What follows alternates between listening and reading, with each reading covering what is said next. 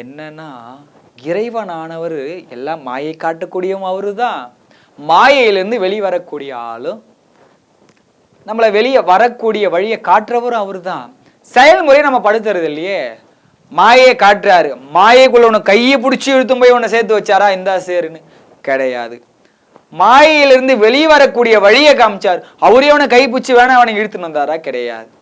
உனக்கு எல்லாத்தையும் காட்டுறாரு, அதுல இருந்து நீ ஒரு கல்வியை கத்துக்க போற, அவ்வளவுதான். பக்குவப்பட போற, அவ்வளவுதான். இப்ப நீ போகக்கூடிய இடம், நீ உங்க ஒரு டீச்சர் ஆகணும்னு நினைச்சுக்கோங்களேன். நீங்க ஒரு டீச்சர் ஆகணும். டீச்சர் ஆகணும் சும்மா அப்படியே போக முடியுமா?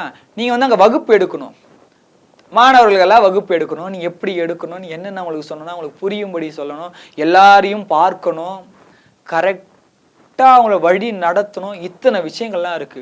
அப்போ சும்மா 10th படித்தால போய் நீ ஒரு காலேஜ் ப்ரொஃபஸர் ஆகணும், அவன் எடுப்பானா? எடுக்க மாட்டான். அப்போ அவனுக்கு ஒரு சின்ன சின்ன டெஸ்ட் வைக்கணும், +1 +2 முடிக்கணும், ஒரு டிகிரி முடிக்கணும், PhD பண்ணணும். இவ்வளோ விஷயம் படித்து தானே ஒரு ப்ரொஃபஸர் ஆக முடியும். ஒரு ஸ்கூல் டீச்சர்னா ஒரு B.Ed முடிக்கணும், இப்படியெல்லாம் முடிச்சு வரணும். ஒரு சின்ன ஒரு டீச்சர் ஒரு விஷயத்துக்கு பண்ணுறதுக்கே இவ்வளோ விஷயம். நம்ம சுவாமியை பார்க்கணும்னு நம்ம ஆசைப்படுறோம், இல்லை சுவாமியை அடையணும்னு ஆசைப்படுறோம். இப்படி விஷயம் கிடைக்கும் பொழுது அவருடைய குணம் என்ன, அவரை பார்க்கணும், நம்மளுக்கு என்னென்னலாம் தேவை, அதெல்லாம் நம்ம விட்டோமான்னு பார்த்தோமா? அதெல்லாம் நம்ம விடுறது கிடையாது. ஆனால் சாமியை மட்டும் பார்க்கணும்னு ஆசைப்படுறோம்.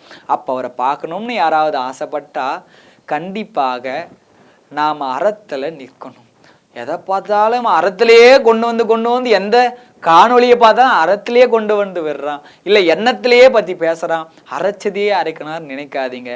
கண்டிப்பாக நீங்கள் எதை சுற்றி வந்தாலும் வினை, எண்ணம், நம்ம செய்யக்கூடிய செயல், இதுதான் எல்லாத்துலேயும் வந்து சேர்க்கும்.